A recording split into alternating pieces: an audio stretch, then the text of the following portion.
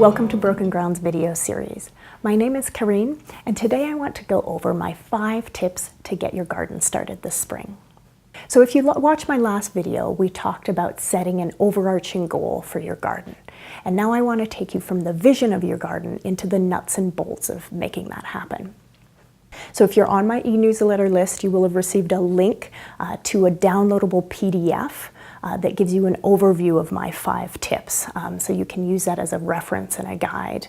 And my 5 tips are sun, soil, seeds, start small, and stay close. So I've reduced them to 5 S's, so hopefully that makes it easier to remember. And what I want to do in this first video is just focus on the first S, which is sun. So most of us know that we need to place our garden in a south-facing spot if we're in the northern hemisphere. But sometimes with fences and other buildings and existing trees, it's difficult to identify the ideal location. So the first thing that I suggest that you do is you generate a map of your property if you don't already have one. So you can generate a map pretty easily by going to Google Maps and clicking on the satellite image of the property, and then printing that out and using tracing paper and tracing over top of that image.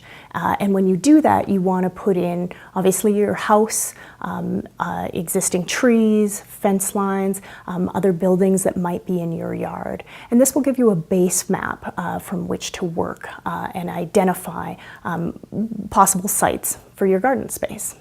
So once you have that base map, what I want you to do is I want you to observe. Observe your yard throughout the day and observe the sun and shade patterns in your yard, knowing that they also change throughout the seasons. So right now you'll be observing the winter sun pattern, and I'll include at the end of this video a couple online resources that you can use to map the sun's position relative to your location. So you'll enter in your address and city and state, and you'll be able to see the summer sun sector and the winter sun sector for your particular site. So stay tuned for those at the end of this video.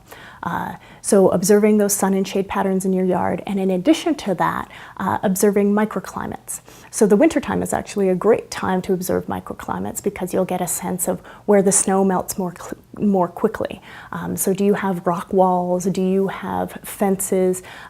Do you have areas that might create warmer microclimates for your plants? And especially in a cold climate, this is really important. And if you can take advantage of it, it's great in terms of possibly having your vegetables mature that much quicker. And then lastly, it's good to realize what sun requirements are needed for certain types of vegetables. So for example, fruiting vegetables such as tomatoes and peppers need a minimum of 8 hours of sunlight. So essentially they need to be in full sun. Whereas rooting vegetables like carrots and beets can go with a minimum of 6 hours of sunlight. And then your greens like spinach, chard, lettuce, those can mature with 4 hours of sunlight. And in fact, as many of you probably know, the greens would actually prefer some shade, especially in the July months, for example. When that searing hot temperature can cause lettuce and other greens to bolt.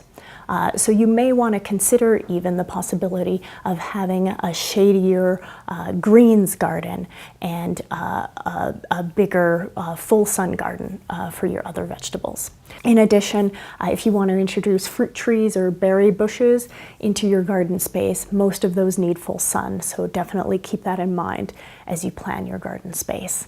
So again, my first S, sun, generate a map of your property, observe the sun and shade patterns, look at those online resources that I'll include at the end of this video, observe microclimates that you might be able to take advantage of, and then lastly, know the sun requirements of the vegetables and fruits that you will be planting this spring. So thank you so much for watching.